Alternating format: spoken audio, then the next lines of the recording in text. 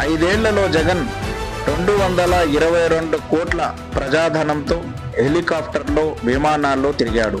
ఇది నిజం. ఎలాగంటే ఈ సొమ్మును ఏవియేషన్ సంస్థలకు ప్రభుత్వం చెల్లించినట్టు అధికారిక లెక్కలు ఉన్నాయి. కానీ లోకేష్ విమాన ప్రయాణాల కోసం తన సొంత సొమ్ము ఖర్చు చేశారు. సమాచార హక్కు చట్టం కింద తీసుకున్న సమాచారం దీన్ని రుజువు చేసింది.